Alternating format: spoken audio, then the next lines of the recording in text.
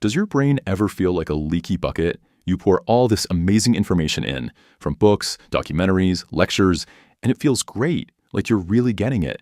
But then, a day or two goes by and it just dribbles away. And look, if that's you, you are definitely not alone. This is the frustrating reality for pretty much everyone.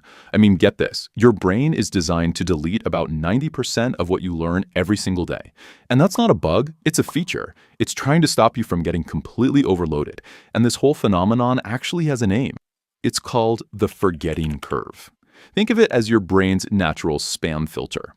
Now, most of us try to fight this thing with brute force, just endless repetition. But honestly, that's exhausting, and it doesn't really work. The real secret is to learn how to work with the curve, not against it. So what if you could actually be one of those people, part of that elite 10% who actually remembers what they learn? What if you could literally tell your brain, hey, this piece of information, this is important, keep it? Well, the good news is you can, and we're about to show you exactly how, with 4 very specific and maybe a little unusual methods. Okay, first up, the power of conflict and emotion. This one is all about flipping a switch, turning that passive, sleepy reading into active, unforgettable learning.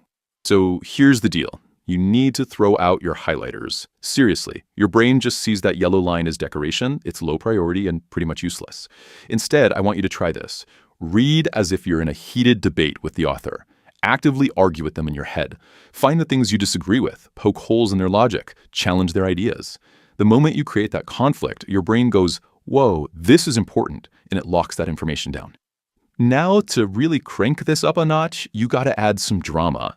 There's a great saying from Japanese memory coaches, emotion equals retention.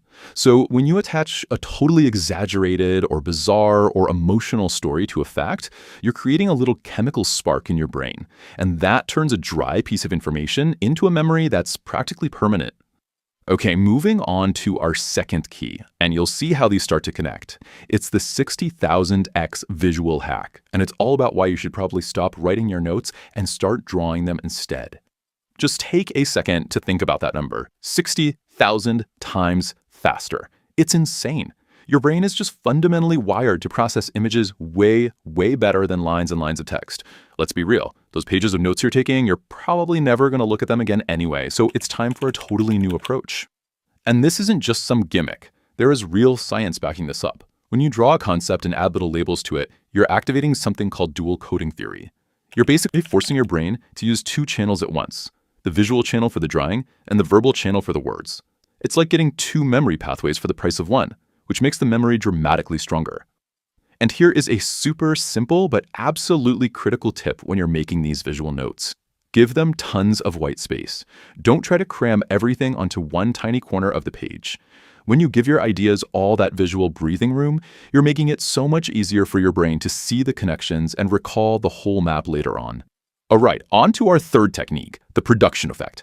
This is where you take that awesome visual map you just made and really bring it to life. Because the fastest way to truly learn something is to try and teach it. Now, the easiest way to do this is with something called the Feynman technique. You might even see students in Japan who look like they're talking to a blank wall. Well, they're probably doing this. It's super simple. Just grab your mind map, hit the record button on your phone, and then explain the whole topic out loud. And here's the key. Explain it in the simplest terms possible, like you're talking to a 5-year-old. So what's happening here?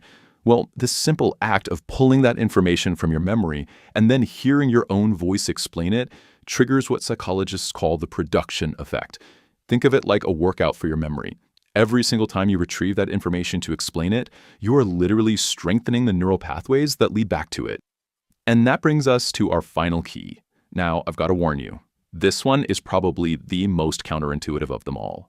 It's called interleaving, and it's all about mixing things up instead of studying them in isolated chunks.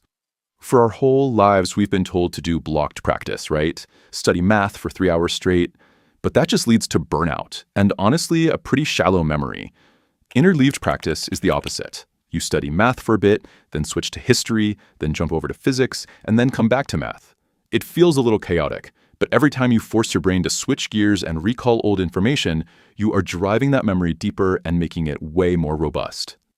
So the final step is to bring all of this together. You're going to create a 1-page master summary. You take everything, your arguments with the author, your visual maps, the key points from your explanations, and you shrink it all down to a single page. This becomes your ultimate cheat sheet, your tool for instant recall, which means you never ever have to go back and reread the original material again. So let's do a quick recap of your brand new learning toolkit. Number 1, argue with the author to spark that emotional connection. Number 2, create visual maps with lots of breathing room. Number 3, explain everything out loud to yourself. And number 4, interleave your subjects to build deeper, stronger memories. You see, when you start using these 4 keys, you stop fighting a losing battle against your brain and you actually start working with it. You're using its own natural architecture to build knowledge that lasts. Learning stops being this terrible chore and it becomes a creative act. So the only question left is, are you ready to get started?